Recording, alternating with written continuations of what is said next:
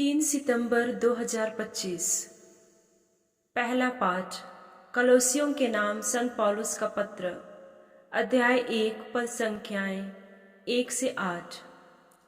कलोस में रहने वाले संतों और मसीह में विश्वास करने वाले भाइयों के नाम पौलुस, जो ईश्वर द्वारा यीशु मसीह का प्रेरित नियुक्त हुआ है, और भाई तिमोथी का पत्र।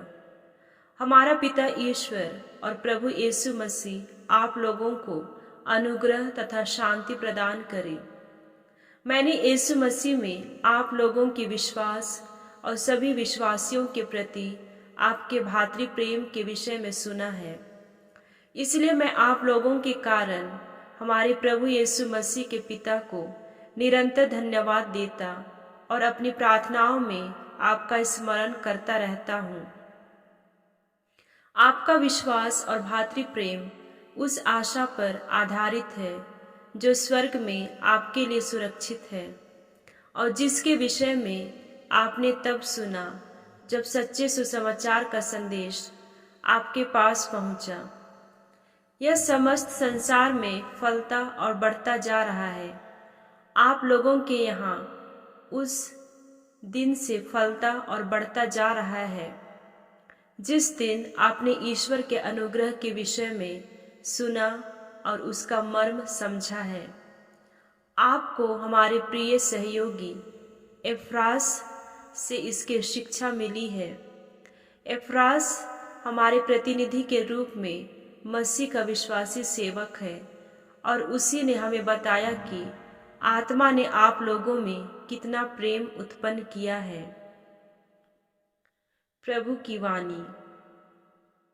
संत लूकस के अनुसार पवित्र सुसमाचार, अध्याय 4, पद संख्याएं 38 से 44।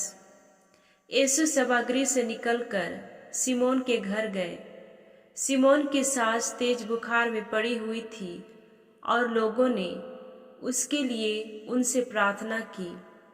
यीशु ने उसके पास जाकर बुखार को डांटा, और बुखार जाता रहा। वह उसी क्षण उठकर उन लोगों का सेवा सत्कार करने लगी। सूरज डूबने के बाद सब लोग नाना प्रकार की बीमारियों से पीड़ित अपने यहाँ के रोगियों को यीशु के पास ले आए। यीशु एक एक पर हाथ रखकर उन्हें चंगा करते थे। बहुतों में से अबदूत यह चिल्लाते हुए निकलते थे, आप ईश्वर के पुत्र हैं, परंतु वह उनको डांटते और बोलने से रोकते थे, क्योंकि अबदूत जानते थे कि वह मसीह है।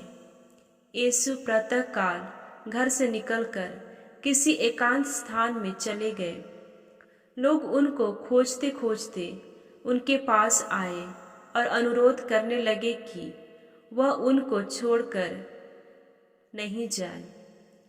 किंतु उन्होंने उत्तर दिया, मुझे दूसरे नगरों को भी ईश्वर के राज्य का सुसमाचार सुनाना है। मैं इसलिए भेजा गया हूँ। और वह यहूदिया के सभागृहों में उपदेश देते थे। प्रभु का पवित्र सुसमाचार। मनन चिंतन।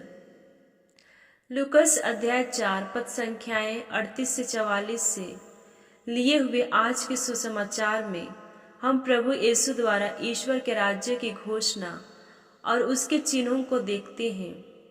आज के सुसमाचार में हम देखते हैं कि प्रभु यीशु बहुत से रोगियों को चंगा करते और अबदूतों को निकालते हैं, जो कि ईश्वर के राज्य के आगमन के चिन्ह और संकेत हैं। जैसे प्रभु यीशु ने यूहन्ना बपतिस्ता के शिष्यों से कहा था, जाओ, तुम जो सुनते और देखते हो उसे यूहन्ना को बता दो।